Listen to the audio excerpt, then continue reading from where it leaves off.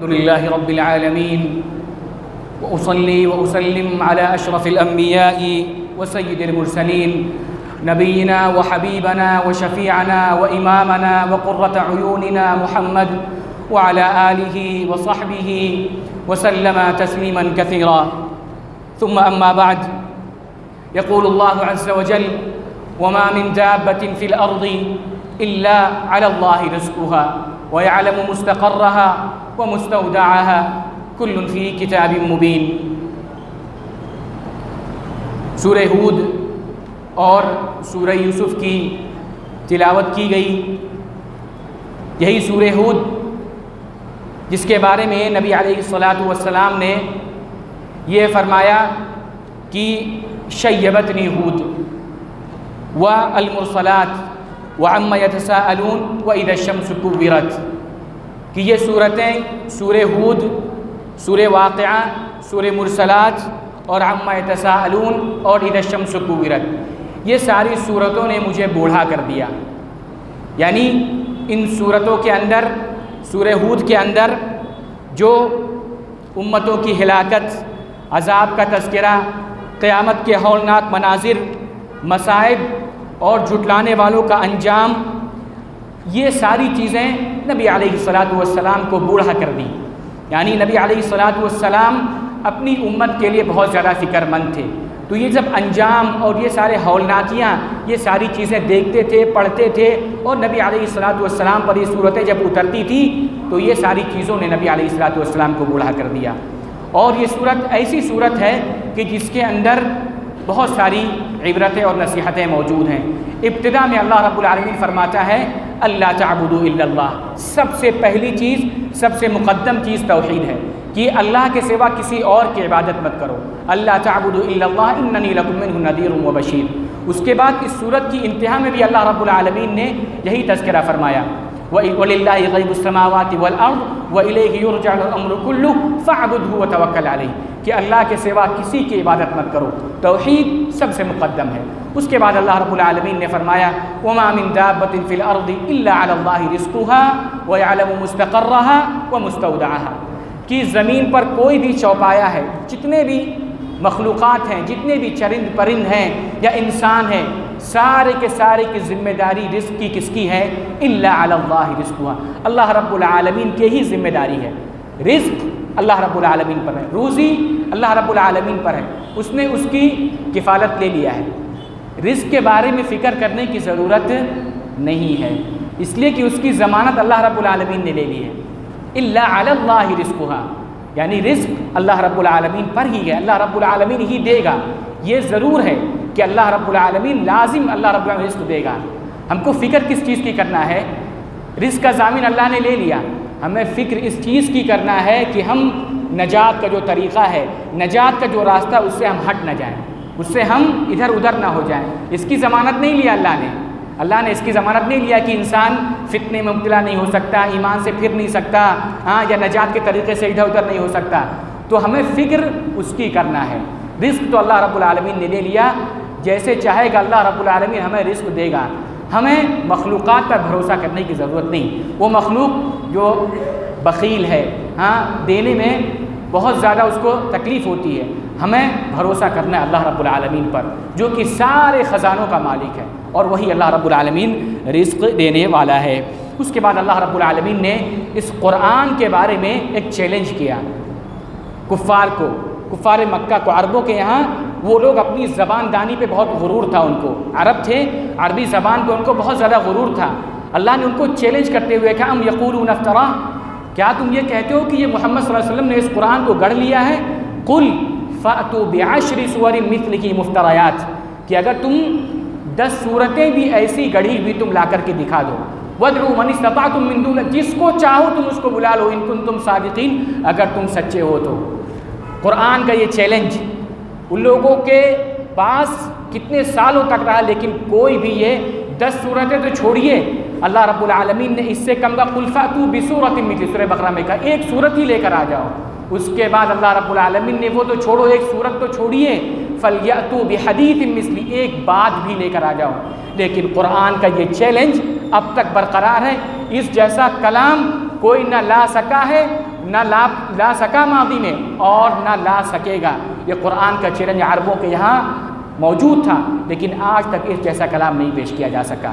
اس کے اندر جو معانی ہیں، جو عبرتیں ہیں، جو نصیحت ہے، جو بلاغت ہے، وہ کسی بھی کلام کے اندر موجود نہیں ہے۔ اس کے بعد اللہ رب العالمین نے نوح علیہ السلام کا قصہ بیان کیا۔ نوح علیہ السلام وَأُوحِيَ إِلَىٰ نُوحٍ أَنَّهُ لَن يُؤْمِنَ مِن قَوْمِكَ إِلَّا مَن قَدْ آمَنَ فَلَا تَبْتَئِسْ بِمَا كَانُوا يَفْعَلُونَ۔ ہم نے نوح علیہ السلام کے ساتھ وحی کیا کہ اب یہ قوم ایمان لانے والی نہیں ہے، جتنے لوگ ایمان لے کر آ گئے، اب مایوس مت ہو اور اپنا کام کرو، اب اللہ کا عذاب آنے والا ہے۔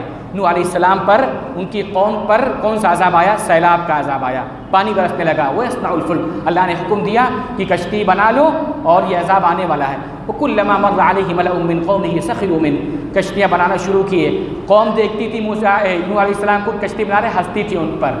سَخِرُوا مِنْهُ قَالَ إِن تَسْخَرُوا مِنَّا فَإِنَّا نَسْخَرُ مِنْكُمْ كَمَا تَسْخَرُونَ، ایسے ہی ٹھٹا اڑاتے تھے، مذاق اڑاتے تھے، یہ کیا کر رہے ہیں نبی؟ نوح علیہ السلام کشتیاں بنا رہے ہیں، لیکن اللہ کا جب عذاب آیا ہے تو نیچے سے زمین سے پانی بہ رہا ہے، اوپر سے پانی برس رہا ہے۔ وفارت النور، یعنی کہ پانی ہی پانی ہو گیا ہے، ایسا سیلاب کہ مت پوچھیے، ساری کی ساری چیزیں غرق آب ہو گئیں۔ اسی میں ان کا بیٹا بھی ہے، نوح علیہ السلام نبی ہے، ان کا بیٹا بھی ہے، ایمان نہیں لایا ہے۔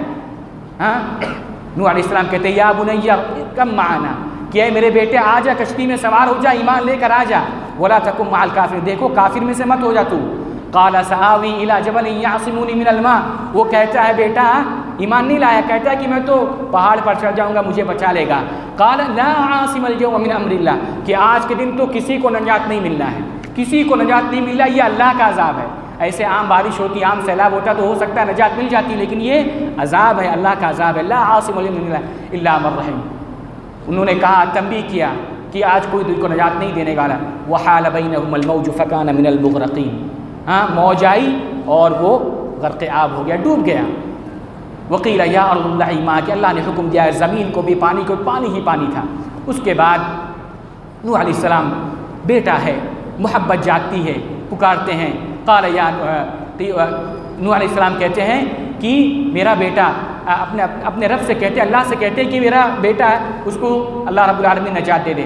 قال یا نوح انہ لیس من اہلک، کہ اے نوح علیہ السلام یہ جو تمہارا بیٹا تمہارے اہل و عیال میں سے نہیں ہے، تمہارے گھر میں سے نہیں ہے۔ انہ عمل غیر صالح، کہ اس کا عمل جو ہے درست نہیں تھا، یعنی اس کا عمل درست نہیں تھا۔ معلوم یہ ہوا کہ ایمان اگر ہے تبھی اخوت ہے، محبت ہے۔ اللہ کی محبت ساری چیزوں سے اوپر ہوگی، اللہ کی محبت، ایمان یہ سب سے مقدم ہوگا، اگرچہ بیٹا ہی کیوں نہ ہو۔ اور اس سے یہ بھی معلوم پڑا کہ نبی ہو کر بھی اپنے بیٹے کو بچا نہیں سکے، ایمان نہیں ہے، عمل صالح نہیں ہے، تو نبی ہو کر بھی اپنے بیٹے کو بچا نہیں سکے۔ اور آج لوگوں نے تکیہ کر رکھا ہے کہ ہم کو فلاں ولی بخشوا لے گا، فلاں بابا ہماری بیڑا پار کروا لیں گے، فلاں بزرگ ہمیں بخشوا لیں گے اللہ کے پاس۔ یہاں دیکھیے نوح علیہ السلام کا معاملہ دیکھیے، بیٹے کو نہیں بچا سکے عذاب سے، اور وہ غرق آب ہو گیا۔ لہذا تکیہ نہیں کرنا ہے، ایمان رکھنا ہے، عمل صالح کرتے رہنا ہے، اللہ کے رحمت کی امید کرتے رہنا ہے۔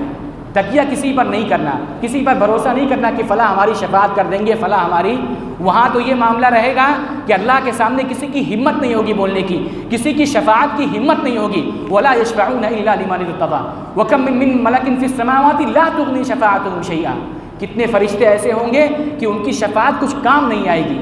اللہ رب العالمین صرف انہی کو سفارش کی اجازت دے گا جس کے وہ راضی ہوگا، اور اجازت ملنے کے بعد سفارشی ہوں گے۔ آج لوگوں نے بہت اپنے آپ کو مطمئن سمجھ لیا ہے کہ ہمارا تو بس ہم فلاں کا دامن پکڑ لیے اور سب نجات مل جائے گی ہمیں، بہت سارے لوگوں کا عقیدہ ہے، لہذا اس سے متنبہ رہنا چاہیے۔ اس کے بعد اللہ رب العالمین نے ہود علیہ السلام کا تذکرہ کیا کہ ثم توبوا الیہ یرسل السماء علیکم مدرارا، کہ نوح علیہ السلام نے کہا استغفروا ربکم، تم لوگ جو گناہ کر رہے ہو اپنے رب سے توبہ کرو، استغفار کرو، اس کا نتیجہ یہ ہوگا کہ اللہ رب العالمین تمہارے پاس بارش برسائے گا، تمہیں رزق عطا فرمائے گا۔ استغفار کرنا، اللہ سے غلطیوں کی معافی مانگنا، اس سے رزق کے دروازے کھلتے ہیں۔ اور اسی طریقے سے اللہ کے رسول نے فرمایا من لزم الاستغفار جعل اللہ من کل ہم فرجا ومن کل ضیق مخرجا ورزقہ من حیث لا یحتسب، جو شخص بھی استغفار کو لازم پکڑتا ہے اس کا یہ فائدہ ہوا کہ اللہ رب العالمین اس کے سارے ہم غم، اس کی پریشانی، اس کے ٹینشن کو دور کر دے گا، پہلی چیز۔ دوسری چیز ومن کل ضیق مخرجا، ہر تنگی سے اللہ رب العالمین اس کو راستہ دے دے گا، ورزقہ من حیث لا یحتسب، ایسی جگہ سے اس کو رزق دے گا جس کا اس کو گمان بھی نہیں ہوگا، جس کا اس کو تصور بھی نہیں ہوگا۔ یہ ہے استغفار کو پابندی سے استغفار کرنے کے یہ فوائد۔ اس کے بعد ابراہیم علیہ السلام کا تذکرہ ہے، لوط علیہ السلام کا تذکرہ ہے، سارے رسولوں کا تذکرہ ہے۔ اللہ نے فرمایا وَكَذَلِكَ أَخْذُ رَبِّكَ إِذَا أَخَذَ الْقُرَىٰ وَهِيَ ظَالِمَةٌ، کہ ہم نے ہر بستی والے کو اس کے ظلم کی وجہ سے اللہ رب العالمین نے اس کا مواخذہ کر لیا۔ إِنَّ أَخْذَهُ أَلِيمٌ شَدِيدٌ، اس کی جو پکڑ ہے بہت سخت ہے۔ اس کے بعد اللہ رب العالمین نے دو گروہوں کا تذکرہ فرمایا، اہل جنت کا اور اہل نار کا۔ فَأَمَّا الَّذِينَ شَقُوا فَفِي النَّارِ، جو لوگ بدبخت ہوں گے وہ جہنم میں ہوں گے، چیخیں گے چلائیں گے وہاں پر۔ وَأَمَّا الَّذِينَ سُعِدُوا، جو نیک بخت ہوں گے فَفِي الْجَنَّةِ، وہ جنت میں ہوں گے، خالدین فیہا ما دامت السماوات والارض، ہمیشہ ہمیشہ رہیں گے، وہ جنت میں رہیں گے۔ اس کے بعد اللہ نے فرمایا نماز کو قائم کرو، وَأَقِمِ الصَّلَاةَ طَرَفَيِ النَّهَارِ وَزُلَفًا مِنَ اللَّيْلِ إِنَّ الْحَسَنَاتِ يُذْهِبْنَ السَّيِّئَاتِ، اور نیکی کرتے رہو کہ نیکیاں یہ برائیوں کو جو ہے ختم کر دیتی ہیں۔ انسان سے کوئی غلطی ہو جائے، اللہ کی نافرمانی ہو جائے، فوراً نیکی کر لے، وہ فوراً وہ نیکی کر لے، إِنَّ الْحَسَنَاتِ يُذْهِبْنَ السَّيِّئَاتِ۔ اس کے بعد اللہ رب العالمین نے سورہ یوسف کی ابتدا فرمائی۔ سورہ یوسف، اللہ رب العالمین نے جس کے بارے میں کہا کہ سورہ یوسف، یہ جو سورہ ہے، یہ جو قصہ ہے، احسن القصص، قصوں میں سب سے بہترین قصہ ہے یہ، یعنی اللہ رب العالمین نے اس کے بارے میں کہا لقد کان فی قصصہم عبرۃ لأولی الالباب، جتنے بھی قصے ہیں اللہ رب العالمین نے اس کے اندر بہت زیادہ عبرتیں اور اس کے اندر نصیحتیں رکھی ہے۔ اس میں یوسف علیہ السلام کے قصے میں سب سے بڑی چیز جو ہمیں ملتی ہے وہ صبر کا پہلو ملتا ہے، کہ انسان کو ہر حال میں صبر کرنا چاہیے۔ اس کے اندر جگہ جگہ پر آپ دیکھیں گے یوسف علیہ السلام کے قصے میں کہ انہوں نے صبر کیا۔ یعقوب علیہ السلام کے دیکھیے، ان کے جو والد تھے انہوں نے صبر کیا، صبر کا جگہ جگہ تذکرہ ملتا ہے۔ ابتدا میں اللہ رب العالمین نے ذکر کیا قال یا بنی لا تقصص رؤیاک، یوسف علیہ السلام چھوٹے ہیں، بچے ہیں، خواب دیکھتے ہیں۔ کیا خواب دیکھتے ہیں؟ انی رأیت 11 کوکبا، یوسف علیہ السلام خواب دیکھتے ہیں کہ میں 11 ستاروں کو اور سورج اور چاند کو دیکھ رہا ہوں کہ وہ میرے لیے سجدہ کر رہے ہیں۔ تو یعقوب علیہ السلام جو ان کے والد ہیں ان سے کہتے ہیں، بتاتے ہیں کہ یہ میں نے خواب دیکھا ہے۔ قال یا بنی، ان کے والد کہتے ہیں یا بنی، اے بیٹے، لا تقصص رؤیاک، اس خواب کو تم کسی سے ذکر مت کرنا، یہ خواب کو تم کسی سے ذکر نہیں کرنا۔ یہاں پر خواب کی اہمیت بھی پتہ چلتی ہے کہ خواب اس کی اہمیت ہوتی ہے، اور چھوٹے بچہ اگر کوئی خواب دیکھے تو اس کو بھی اہمیت دینا چاہیے، اس کو بھی سننا چاہیے کہ یہ کیا خواب دیکھا ہے، اس کی بھی اس سے اہمیت پتہ چلتی ہے۔ اس کے بعد یوسف علیہ السلام کو ان کے والد بہت چاہتے تھے، ان سے بہت محبت کرتے تھے، اور یہ چیز ان کے بھائیوں کو پسند نہیں تھی کہ کیسے میرے والد یوسف علیہ السلام کو ہمارے بھائی اتنی محبت کرتے ہیں۔ تو انہوں نے ان کے خلاف سازش کرنا شروع کیا، ان کو کنویں میں ڈال دیا۔ اقتلوا یوسف، انہوں نے پلاننگ کیا اور ان کو کنویں میں ڈال دیا کہ یہ نہ رہے گا بانس نہ بجے گی بانسری، یہ قتل کر دیے جائیں گے، یہ رہیں گے نہیں تو باپ محبت نہیں کریں گے۔ تو انہوں نے اس کو کنویں میں ڈال دیا۔ پھر اس کے بعد وہاں پر کنویں میں مسافر جا رہے تھے، قافلہ جا رہا تھا، ان کو نکالا۔ اللہ رب العالمین نے ایسی تدبیر کیا کہ جب انہوں نے پانی کے لیے کنویں میں اپنا ڈول ڈالا تو وہ نکال لیے گئے یوسف علیہ السلام۔ یوسف علیہ السلام کو نکال کے وہ لوگ اپنے شہر میں لے گئے۔ اس کے بعد جو وہاں کا بادشاہ تھا اس نے ان کو خرید لیا، گھر میں لے کر آ گیا۔ اس کے بعد پھر یوسف علیہ السلام کی آزمائش ہوئی، عورت کے ذریعے آزمائش۔ وراودته التي هو في بيتها عن نفسه وغلقت الابواب وقالت هيت لك قال معاذ الله انه ربي احسن مثواي۔ یوسف علیہ السلام گھر میں ہیں، ان کو خرید لیا، اس بادشاہ نے خرید لیا۔ بادشاہ کی بیوی اس کے اوپر یوسف علیہ السلام سے غلط حرکت کرنا چاہ رہی تھی، ان کو ورغلایا اور کہا وقالت هيت لك، آؤ بدکاری کریں گے، فحاشی کریں گے۔ قال معاذ الله، یوسف علیہ السلام نے کہا اللہ کی پناہ، انہ ربی احسن مثواي، میرے رب کے پاس میرا بہتر۔ اللہ رب العالمین نے ان کو اس چیز سے، اس عورت کے فتنے سے اللہ رب العالمین نے ان کو محفوظ رکھا۔ اور یہ بہت بڑی چیز ہے کہ اللہ رب العالمین ایسے شخص جس کو گناہ میں کوئی عورت دعوت دے، کوئی خوبصورت لڑکی اس کو دعوت دے، دعوت گناہ دے اور اس میں وہ بچ جائے، تو اللہ رب العالمین نے فرماتا ہے کہ اللہ رب العالمین اس کو اس دن عرش کے سائے میں جگہ دے گا جس دن کوئی جگہ نہیں ہوگی۔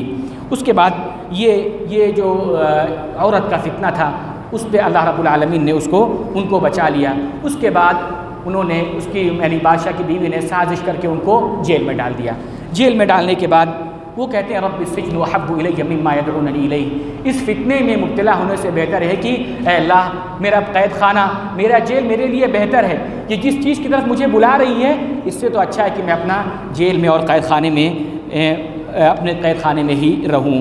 اس کے بعد یوسف علیہ السلام جیل میں چلے جاتے ہیں۔ جیل میں جانے کے بعد قید خانے میں جانے کے بعد بھی وہ توحید کی دعوت سے باز نہیں آتے ہیں۔ دو لوگ آتے ہیں اس سے اپنا خواب کی تعبیر پوچھتے ہیں، لیکن سب سے پہلے خواب کی تعبیر بتانے سے پہلے وہ توحید کی دعوت دیتے ہیں۔ کہتے ہیں یا صاحب السجن ارباب متفرقون خیر ام اللہ الواحد القہار، کہ کیا جو تم پکارتے ہو متفرق الہ کو، معبودوں کو، الگ الگ معبودوں کو تم پکارتے ہو وہ بہتر ہے یا اللہ رب العالمین بہتر ہے؟ ما تعبدون من دون الا اسماء سمیتموها انتم، یہ سارے معبود تم نے ان کو گڑھ لیا ہے، تمہاری طرف سے یہ تم نے نام رکھ لیا ہے۔ ما انزل اللہ بہا من سلطان، اللہ رب العالمین نے ان کے لیے کوئی دلیل نازل نہیں کی۔ یہ سب یوسف علیہ السلام قید خانے میں بھی دعوت کر رہے ہیں، تبلیغ کر رہے ہیں۔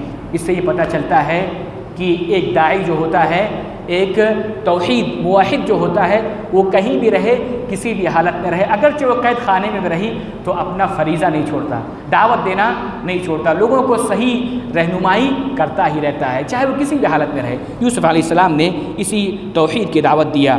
اس کے بعد اس توحید کی دعوت دینے کے بعد کئی سال جیل میں رہے۔ اس کے بعد اللہ رب العالمین نے ایک سبیل پیدا فرمائی اور ان کو بادشاہ نے ایک خواب دیکھا اور خواب کی تعبیر کے لیے یوسف علیہ السلام کو جو ایک شخص گیا، اس کی تعبیر پوچھا۔ اس کے بعد کا واقعہ ہے یوسف علیہ السلام جیل سے نکال دیے گئے۔ جیل سے نکالنے کے بعد 13ویں پارے کے اندر اور کیا کیا واقعات پیش آئے وہ انشاءاللہ تعالیٰ اگلے درس میں بیان کیے جائیں گے۔ اللہ رب العالمین ہمیں کہیں بھی باتوں پر عمل کرنے کی توفیق نصیب فرمائے۔ وآخر دعوانا الحمد للہ رب العالمین۔